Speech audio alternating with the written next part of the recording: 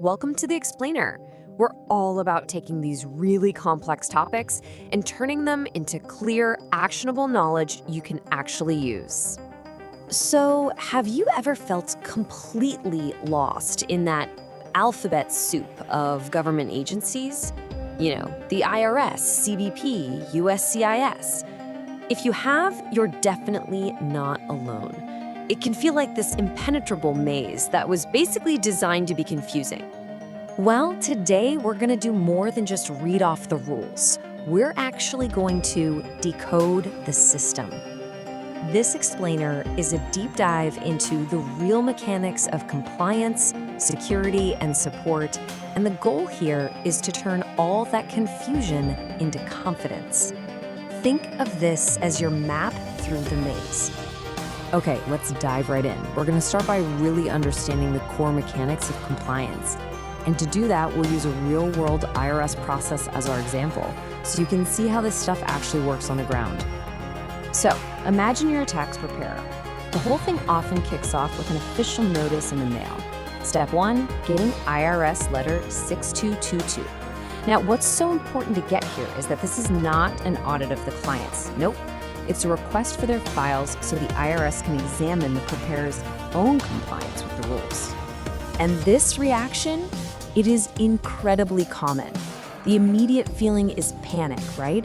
I'm in trouble. It feels personal. But the key phrase here is EITC due diligence. The Earned Income Tax Credit has really specific rules, so the IRS just needs to make sure that preparers are asking all the right questions to prove their clients are actually eligible. So what's the real bottom line? The crucial point is that the IRS is examining the preparer's process. Did they do their homework? Did they ask the right questions? Keep the right records? It's all about ensuring they followed the rules to the letter.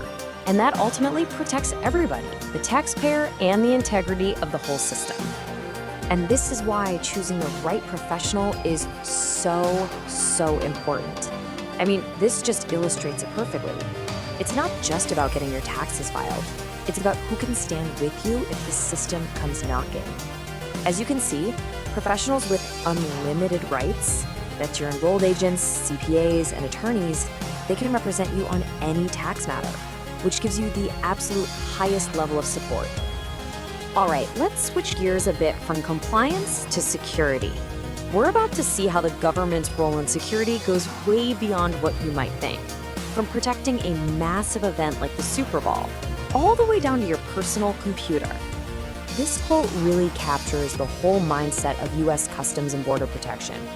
When they're securing a huge event like the Super Bowl, it's not just a few guards at a gate. It is a massive, complex security mission, covering everything from the air above to the ground below. And this isn't just random security. It is a strategic, multi-layered defense, and every single layer has a clear purpose. You've got air security enforcing a no-fly zone to take care of aerial threats. You have non-intrusive cargo inspections that can spot weapons before they even get near the venue. And counterfeit enforcement. Well, that isn't just about fake jerseys. It's about protecting the local economy and cutting off funding for other illegal stuff. It's a whole security ecosystem. So that's the big picture, physical world stuff.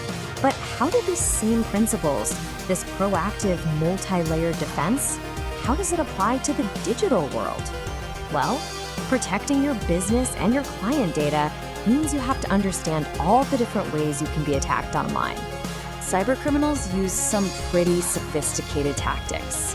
Things like phishing, where they'll perfectly impersonate the IRS to trick you into clicking a bad link and giving up your info. Or even more targeted, these W-2 scams where a criminal pretends to be the CEO to fool an employee into emailing out everyone's sensitive tax data. Now, this is where it gets really practical. The government's got this thing called the Security 6. And these aren't just, polite suggestions. They are fundamental protections that are designed to work together. Think about it. Your antivirus and firewalls. That's your perimeter defense, like CBP's cargo scanners. Two-factor authentication, that's your ID check. It proves you are you. Drive encryption makes your data unreadable junk if it's stolen. And a VPN creates a secure private tunnel for everything you do online. It's your digital multi-layered defense plan. Okay, I know all this talk about compliance and security can start to feel a little intimidating. But here's the thing. There's a really powerful and often overlooked support structure built right into the system itself. You actually have allies you can call. So what happens when you've done everything right? You've followed the rules, you've tried to resolve an issue with the IRS, but you're just hitting a brick wall. The normal channels just are not working. Where do you turn? This is exactly where the Taxpayer Advocate Service, or TAS, comes in. Think of them as your personal champion at the IRS. The keyword here is independent. They work for the IRS, but their job is to make sure you are treated fairly and to help solve problems when the system itself is the roadblock. Just to put this into perspective, imagine your business gets hit with a penalty for over $22,000. You believe you had a totally reasonable cause for whatever happened, but your appeals are just going nowhere. Well, this is the toll-free number for the Taxpayer Advocate Service. In a real case, a business facing that exact penalty called TAS. They were able to step in, get the penalty completely thrown out, and fix the issue. This is the resource that can totally turn the tide. And believe it or not, this support system doesn't stop with the IRS. For small businesses, the SBA's Office of the National Ombudsman is like your high-level advocate against unfair treatment from any federal agency. So let's say you get a massive fine that just feels excessive. The Ombudsman provides an impartial, high-level review to make sure you're getting a fair shake. So, you see, once you start to understand these mechanisms, the compliance, the security, the support, your whole perspective shifts. It stops feeling like a confusing maze. It starts looking like a system with a method and a powerful toolkit you can actually use.